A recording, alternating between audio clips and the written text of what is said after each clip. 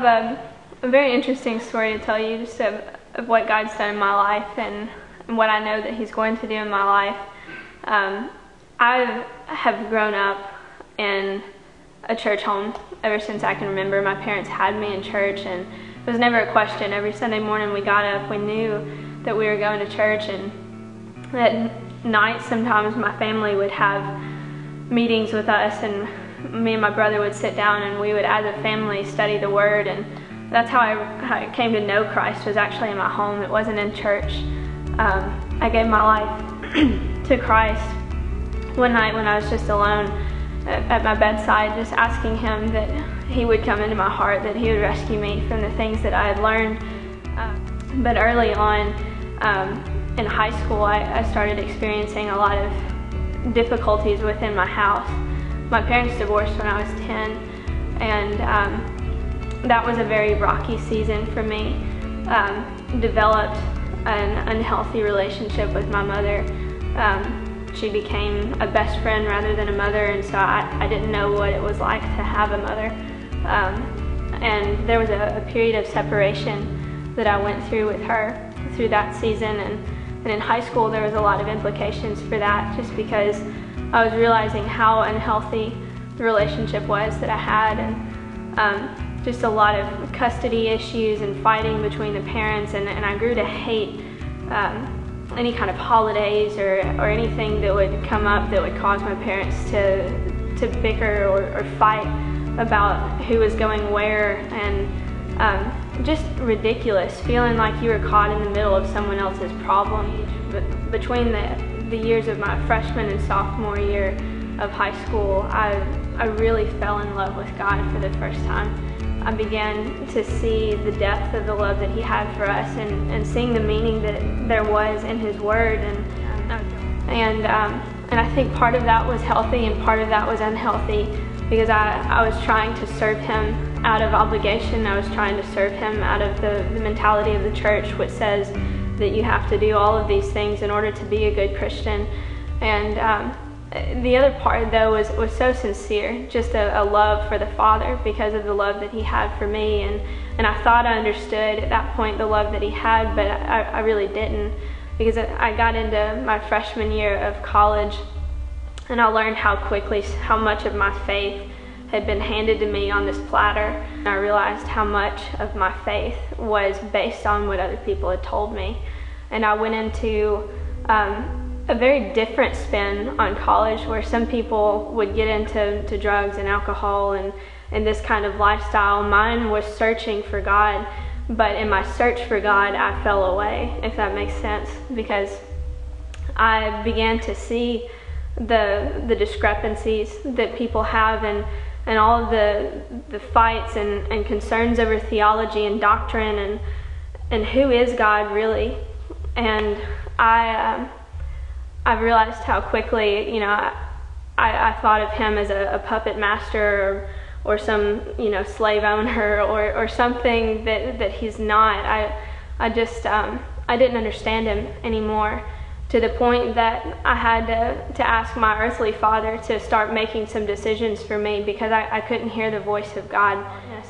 And I was experiencing that, what it was like to just be surrounded by the enemy and surrounded by things that were not of Him, and for the first time experienced just that supernatural side of Him through somebody who I hadn't spoken to for 3 months. She had no idea, and sends a message to me saying, I had a dream that you were suicidal, and this was what it was like, and she literally spelled out for me what was going on in my life, and she had no idea. And I knew God was listening. And the summer continues, and I begin to experience the peace of God that surpasses understanding. I don't know if you've ever prayed for that, or if that's something that you seek, but so many times we have these burdens upon us, and we think that we have to figure everything out. We think that we have to piece it all together and make sense of it, but God says to cast our burdens at His feet, and at that point He gives us the peace that surpasses understanding. You see, we look for peace in our answers. We look for peace in having all of our ducks in a row, but the reality is He says, give me all of those things and I'll give you what you're looking for. There's no question that that's what I want to give to you. And I experienced that at the end of my freshman year. And I would love to say that since that summer and since those recognitions and just those moments of revelation with him, that things have been easy.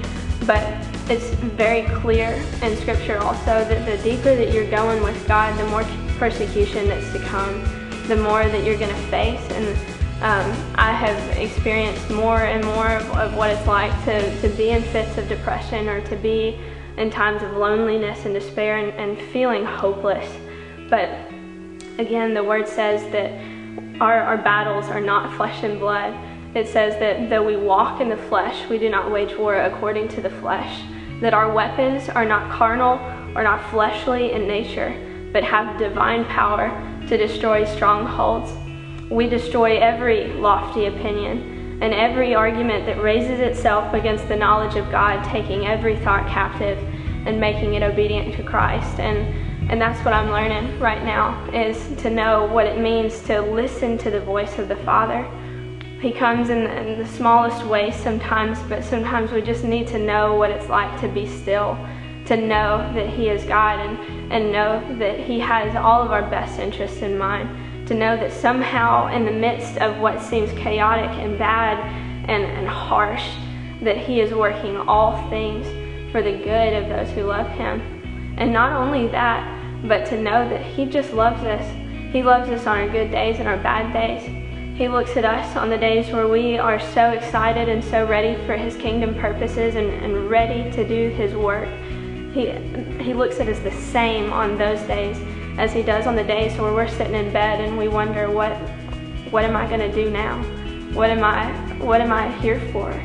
And I just love that. I love the fact that there is a God who will not relent until He has all of us, that He desires a broken and contrite spirit.